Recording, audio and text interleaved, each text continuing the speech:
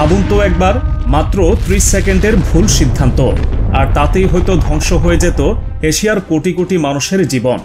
না, এটা কোনো সিনেমার স্ক্রিপ্ট নয়, বরং বাস্তবের মাটিতে দাঁড়িয়ে সম্প্রতি এক বিস্ফোরক মন্তব্য পাকিস্তানের এক উচ্চ পর্যায়ের উপদেষ্টার।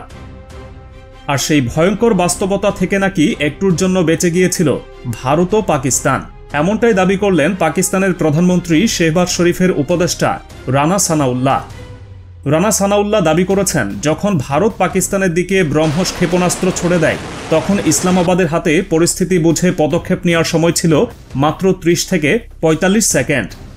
এমন সংকটময় মুহূর্তে পাকিস্তানের সেনাবাহিনী চিন্তা করছিল এই মিসাইল কি শুধু সাধারণ একটি অস্ত্র, নাকি তাতে যুক্ত আছে পরমাণু ওয়ারহেড। ভুল বুঝে পাকিস্তান সেনারা পাল্টা পরমাণু বোমের বোতামে চাপ দিলেই ঘটে যেত অঘটন। রানা বলেন, সেই মুহূর্তে পাকিস্তান সেনাবাহিনী ভাবছিল এই মিসাইলটিতে পরমাণু ওয়ারহেড রয়েছে কিনা, আর যদি থেকে থাকে তাহলে পাকিস্তান কি প্রতিরোধ করবে নাকি প্রতিশোধে যাবে।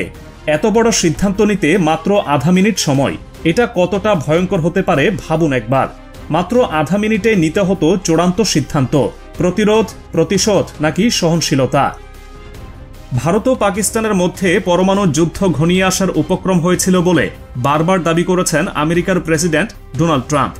ভারত ও পাকিস্তান দুই দেশই তার সেই দাবি যদিও অস্বীকার করেছে, কিন্তু তাদের মনেও পরমাণু যুদ্ধের আশঙ্কা দেখা দিয়েছিল বলে এবার ইঙ্গিত দিলেন রানা, যা ট্রাম্পের সেই দাবিকে যেন আরও জোরালো করল। পাকিস্তানের একটি টিভি চ্যানেলে রানা সানাউল্লাহ বলেন, নূর খান এয়ারবেসে ভারত যখন ব্রহ্মস ছুড়ে তাতে পরমাণু ওয়ারহেড রয়েছে কিনা তা বোঝার জন্য পাকিস্তানের সেনার কাছে 30 থেকে 45 সেকেন্ড সময় ছিল। যে কোনো সিদ্ধান্ত নেওয়ার ক্ষেত্রেই 30 সেকেন্ড অত্যন্ত কম সময়। পাকিস্তানের রাওয়ালপিন্ডিতে অবস্থিত দেশের বিমান বাহিনীর নূর খান বিমান ঘাঁটি। রানার কথায়, পরমাণু অস্ত্র প্রয়োগ না করে ভারত ভালো করেছে বলছি না, কিন্তু বুঝতে ভুল হতেই পারত। সেক্ষেত্রে এদিক থেকে যদি পরমাণু অস্ত্র ছোড়া হতো তাহলে পৃথিবীর বুকে পরমাণু যুদ্ধ নেমে আসতে পারত। এদিকে ইসরায়েল ও ইরানের মধ্যে সাম্প্রতিক উত্তেজনার ফলে পুরো মধ্যপ্রাচ্য জুড়ে আরও বড় আকারের সংঘাতের আশঙ্কা তৈরি হয়েছে বলে মনে করছেন আন্তর্জাতিক বিশ্লেষকরা। এমনকি পাকিস্তান হয়ে উঠতে পারে পরবর্তী আঞ্চলিক সংকটের কেন্দ্রে, এমন সতর্কবার্তাও এসেছে কয়েকটি পশ্চিমা থিঙ্ক ট্যাঙ্ক এবং মিডিয়া থেকে। অধ্যাপক জেফরি শেক্স প্রশ্ন তুলেছেন, ইসরায়েল ইরান সংঘর্ষের নতুন দফা শুরুর পর আমরা কি আরও বিস্তৃত এক আঞ্চলিক যুদ্ধের মুখোমুখি? বিশ্লেষকরা বলছেন, এই অঞ্চলে পরাশক্তিগুলোর ভূরাজনৈতিক স্বার্থ এবং আধুনিক যুদ্ধের ধরন পাল্টে যাওয়ায় পরিস্থিতি দিন দিন জটিল হয়ে উঠছে। ইউক্রেন, রাশিয়া এবং ইসরায়েল ইরান সংঘর্ষ এখন আর শুধু সামরিক শক্তি প্রদর্শনের মধ্যে সীমাবদ্ধ নয়।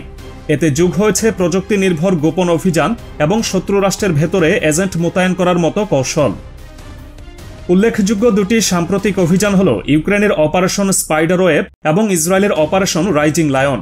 ইউক্রেনে অভিযানে 40টিরও বেশি কৌশলগত বোমারু বিমান ধ্বংস করেছে। অন্যদিকে ইসরায়েল ইরানের ভেতরে গিয়ে পারমাণবিক বিজ্ঞানী ও সামরিক কর্মকর্তাদের হত্যা করেছে। টাইমস অব ইসরায়েলের প্রতিবেদন বলছে, মোসাদ ইরানে একটি ড্রোন ঘাঁটি স্থাপন করেছিল এবং পারমাণবিক স্থাপনায় হামলার জন্য সশস্ত্র কমান্ডো পাঠিয়েছিল। এদিকে পশ্চিমা মিডিয়ায় এখন নতুন এক ইঙ্গিত পাওয়া যাচ্ছে, পাকিস্তানকে ইসরায়েলের সম্ভাব্য পরবর্তী লক্ষ্য হিসেবে তুলে ধরা হচ্ছে।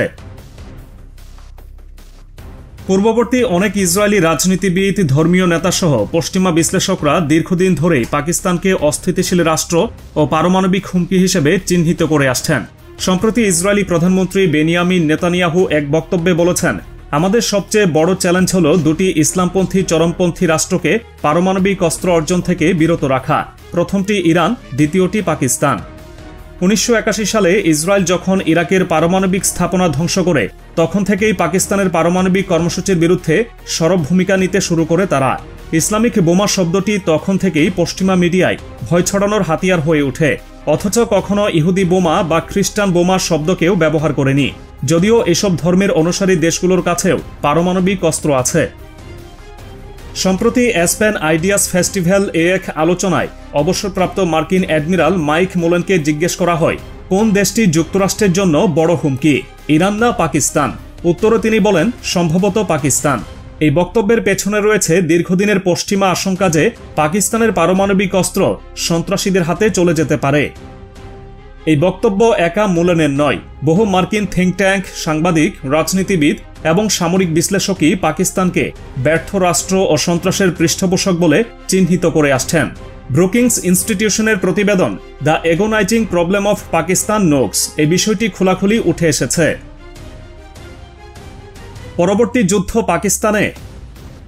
বিশ্লেষকরা বলছেন, পশ্চিমা ও ইসরায়েলি জোট যদি ইরান নিয়ে সাময়িকভাবে পিছু হটে তবে তাদের পরবর্তী লক্ষ্য হতে পারে পাকিস্তান। কারণ যুদ্ধ যে শুধু রাজনৈতিক নয়, এক ধরনের লাভজনক ব্যবসাও। ভারত ও পাকিস্তানের মধ্যে উত্তেজনা বাড়লে সেই লাভ আরও বিস্তৃত হয়। বিশেষজ্ঞরা মনে করেন, ভারত হয়তো পাকিস্তানের অভ্যন্তরে সন্ত্রাসী গোষ্ঠী ব্যবহার করে ড্রোন হামলা বা স্মার্ট আক্রমণ চালাতে পারে, যেমনটি ইউক্রেন করেছে রাশিয়ার উপর বা ইসরায়েল করেছে ইরানে। এছাড়া ভারত ইসরায়েল ঘনিষ্ঠতা ও উভয় নেতার নরেন্দ্র মোদী ও বেনিয়ামিন নেতানিয়াহুর উগ্র জাতীয়তাবাদী অবস্থান এই আশঙ্কাকে আরও জোরদার করছে। দুজনই বৃহত্তর রাষ্ট্র গঠনের স্বপ্ন দেখেন এবং ধর্মীয় সংখ্যাগোষ্ঠীর বিরুদ্ধে কঠোর অবস্থান নেন। পাকিস্তান কি টার্গেট? বিশ্লেষকদের মত, পশ্চিমা মিডিয়া আবারও সেই পুরনো কৌশল, একটি মুসলিম রাষ্ট্রকে ধ্বংস করতে হলে প্রথমে তাকে হুমকি হিসেবে উপস্থাপন করা চালু করেছে। Syria, Iraq, Libya, Yemen, Lebanon, Sudan, ইরানের পর এখন টার্গেট পাকিস্তান। পাকিস্তানের অভ্যন্তরে বিচ্ছিন্নতাবাদী গোষ্ঠী যেমন বেলুচ লিবারেশন আর্মি দীর্ঘদিন ধরে সক্রিয়। আশঙ্কা রয়েছে এসব গোষ্ঠীর মাধ্যমে পাকিস্তানে অস্থিতিশীলতা সৃষ্টি করা হতে পারে। অধ্যাপক সুশান্ত সিং সতর্ক করে বলেছেন, দক্ষিণ এশিয়ায় হিন্দু জাতীয়তাবাদ ও মুসলিম বিরোধী উস্কানি ভয়াবহ পরিণতির দিকে নিয়ে যেতে পারে। তবে যুদ্ধ নয়, জনগণ চাইছে শান্তি। ইসরায়েলি বার্তাপত্র আটলান্টিক জানিয়েছে 70% ইসরায়েলি প্রধানমন্ত্রী নেতানিয়াহুর পদত্যাগ চান। এশিয়া টাইমস বলছে, ভারতের অনেক ভোটার মোদির ঘৃণার রাজনীতি আর পছন্দ করছেন না। বিশ্লেষকদের মতে, নেতানিয়াহু ও মোদির নেতৃত্বে দক্ষিণ ও মধ্যপ্রাচ্য জুড়ে যে উগ্র আক্রমণাত্মক কৌশল চলছে তা বন্ধ করা এখন সময়ের দাবি।